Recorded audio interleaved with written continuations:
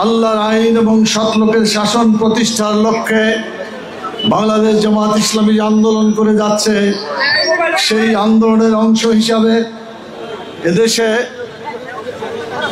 এদেশে যাতে সত্যিকার সুষ্ঠুভাবে নির্বাচন অনুষ্ঠিত হয় এবং জনগণের অধিকার প্রতিষ্ঠিত হয়, সেজন্য 5 দফা কর্মসূচি দিয়েই বাংলাদেশ জামাত ইসলামী আন্দোলন শুরু করেছে।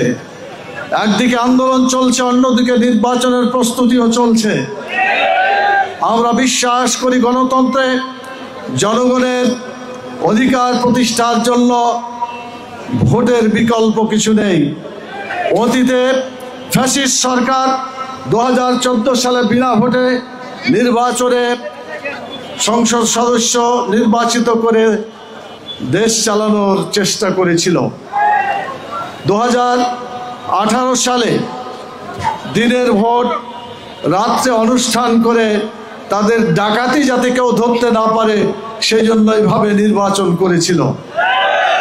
2024 সালে বাংলাদেশের জনগণের নির্বাচনের প্রতি আস্থা ফ্যাসিস্ট সরকার নষ্ট করে দিয়েছিল, যার ফলে কেউ ভোট দিতে যায় নাই, বরং ভোট কেন্দ্রে যে মানুষ পাওয়া যায় নাই।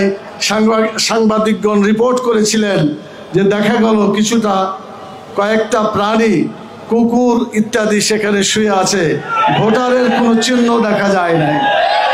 বাংলাদেশের বেইজ্জতি অসম্মান করে ফ্যাসিস্ট সরকার যে দৃষ্টান্ত, জঘন্য দৃষ্টান্ত রেখে গেছে, সেই ফ্যাসিস্ট সরকারকে বাংলাদেশের ছাত্র জনতা 36 জুলাইয়ের যে আন্দোলন, সে আন্দোলনের মাধ্যমে বাংলাদেশ থেকে তাকে বিতাড়িত করেছে এবং ভারতে সে পালাতে বাধ্য হয়েছে। প্রতিবেশী দেশ থেকে এখনো মাঝে মধ্যে বাংলাদেশের স্থিতিশীলতাকে নষ্ট করার জন্য বিভিন্নভাবে ছো মারার চেষ্টা করছে। আমরা পরিষ্কার করে বলতে চাই, বাংলাদেশের মানুষ ফ্যাসিস্ট সরকারকে চিনে ফেলেছে, এই ফ্যাসিস্টদের দোসরদেরকেও চিনে ফেলেছে, যার ফলে আগামী দিনে ফ্যাসিস্ট আসতে পারবে না এবং ফ্যাসিস্টের দোসর যে জাতীয় পার্টি এবং 14 দল যেভাবে তাদেরকে সহযোগিতা করেছে, তাদেরও বাংলাদেশের কোনো জায়গা হবে না। সেজন্য আমাদের দাবি, 5 দফার মধ্যে একটা দাবি, যে অন্যায় যে করে আর অন্যায় করতে যাদেরকে সহযোগিতা করা হয়, যারা সহযোগিতা করে উভয়ই সমান অপরাধী। অতএব ফ্যাসিস্ট যেভাবে গেছে, নির্বাচন থেকে নির্বাসিত হয়েছে, একইভাবে